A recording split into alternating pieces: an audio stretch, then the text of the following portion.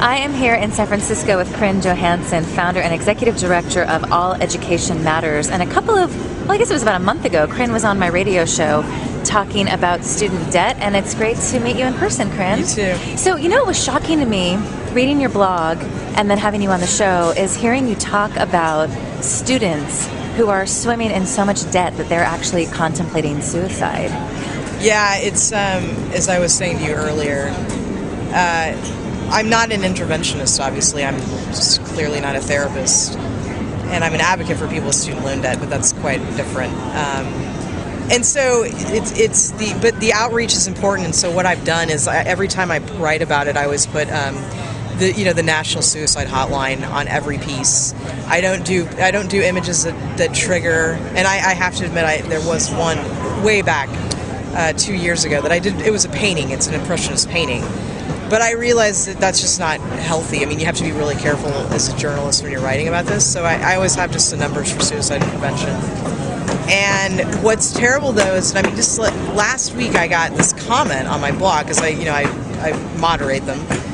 And this person was admitting that they had just been sitting in their car in their garage. Oh, my God. Yeah. And they said, but then I thought about my poor spouse. The other thing that killed me about this is we've got student debt just hit the $1 trillion mark. It's now more than credit card debt. Right. Why isn't this suicide angle getting more attention? Well, I think and when it comes to journalism, it's people want to have the statistics on it. And right now, I think with the CDC, the most recent in terms of just general suicides across the country and how they break it down, male, female, et cetera, ages, is, I think the most recent is 2008, if memory serves me. We're 2012. Granted, it takes time to collect the data. Right. But, and the suicide community is really sort of, I don't want to say defensive, but they worry too about getting away from sort of other causes. And because depression obviously is a huge factor.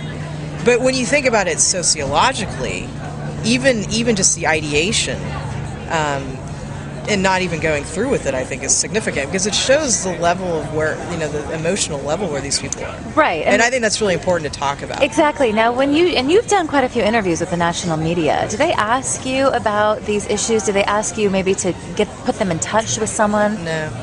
Really? There was one woman from a major outlet that did several years ago, but this again went back to needing statistics, because there are plenty. I think there would be people who'd be willing to share. I found some of them who are willing to share, and I know that some of them by name, of course, because a lot of them come flooding in anonymously, and that might raise questions about, well, is it really, what about the validity of that? But when you read these posts, and I actually was interviewed on a local television show, I will have to say, in New York, when I was at Occupy New York, and I read these letters, these notes out loud, and these are really coming from the heart, and it's just, you feel this strange isolation and yet connection to the people, right? But I feel helpless, and it's also because it's such an unnecessary problem, ultimately. Well, talk more about that. If people, when you talk about things like debt or mortgages, there's that line, well, they signed the dotted line, right. They asked for it. So how do you respond to that? Well, the thing I always say is, well, first of all, I know thousands of debtors now, and these are people who want to make good on their payments. They really do, but if you are deciding whether or not to have to pay for medical bills, which I know people, or your groceries for your kids, you're probably going to choose those over your student loans, despite the consequences. And so we know that unemployment is devastating here. This is a jobs problem to a degree, but it's also the fact that the way we finance education. Right. And it's really, Uncle Sam is to blame. The private loans are a big problem too, but they are the biggest lender. And then the Department of Education has these collectors that are on these great contracts that just try to squeeze as much out as they can. So they're actually going after these college grads big time. Aggressively. They track down their uncles, their aunts. I know people who fled the country, and the one guy was called in Canada, and he said, "Have you heard of this?" And I said, Yeah, I just heard from a guy in Spain. They were calling his work at Spain. Well, when you were on my show, we had an email from a woman in Canada. That's right. We had so many emails. And she'd been suicidal, she told us. Right. Yeah. And I'll put the link on that show right under this video.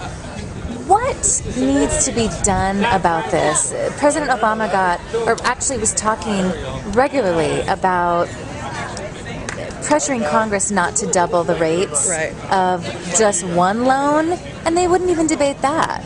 Yeah, and that is important. You know, 7.4 million people would be affected, students. Right. And as Pamela Brown, who was from the Occupy Student Debt Campaign, said, here the president's been going all over the country for that one particular issue, and as you said, they came out agreeing. John Boehner did even, but then they want to take money out of funds that are related to, as they call it, Obamacare, the health system, that would hurt women. And I think it was pre-screening for cancer. Right. That's how they were going to negotiate.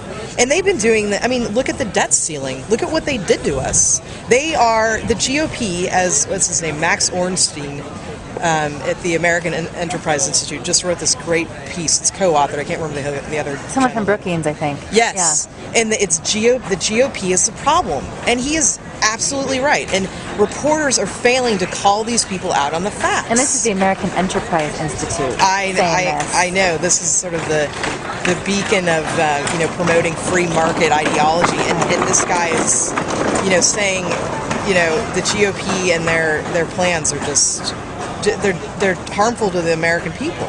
So let's talk about solutions. What could the government do right now to deal with this problem? Well, I think the government at this point is realizing that they're going to have to deal with it in some form of absorption. There's also been a bill introduced on the House side that has 1% support. Unfortunately, it's reformist. It's Rep. Hanson Clark. It's the student loan forgiveness bill, and I praise it, and I've met with people in his office. I'm glad that he's out there because he gets to have time on the floor to talk about this problem. But when you look at it closely, and I've talked to people who are sort of experts as well, the higher education analysts, they've said that, it's kind of more of a form like the income-based repayment program. It's a quicker time of forgiveness. So you're still repaying it, and that's not a problem. But I don't think that it's not significant enough. Right. It just isn't significant enough. Well, and let's remind people the bank's got 0 interest loans. Right. What's the average interest rate for students right now? It varies, but the private loans can be as high as they can fluctuate. We'll be conservative, 3 to 10% or more, and there's no you might have a grace period or forbearance with private loans for 3 to 6 months. It depends on all the lender. And then it's just too bad. That's it. Mm. At least with the federal government, they do offer forbearance and economic hardship. Yet, at the same time, when you do that, you're still accruing interest. So, this one guy I know, he borrowed $69,000 in 1998, I believe, and he's defaulted, and he now owes $320,000. Wow. And by the time he retires, he will owe $1.5 million to the federal government. That's just cruel. And the guy lives in a basement with his parents. It's about dignity too. We talk often. I kind of consider him a colleague, and I say, this is a systemic problem. So, with solutions, one thing I know it was Christine Pelosi. She's an author. We have about a minute left. Okay, she made a suggestion that like a work project, WPA, and in something that's fair, but get people back to work and offer some kind of let's just say loan forgiveness for them to go build bridges and give back to communities and all sorts of ways. Get them to teaching, because the forgiveness programs are clearly not working if we're at $1 trillion. Right. Because the government can come back and say we do have forgiveness programs, but they are the red tape for these programs are just ridiculous. Well, I'll put your blog under this video, and I encourage you to check it out and share it with friends, because Cryn Johannsen is following this very closely. And also, you're working on a piece about the suicides, right? Correct. Yeah. Cryn Johannsen, it's so horrible. Founder and executive director of All Education Matters. We're here in San Francisco. Thanks, Cryn. Thanks.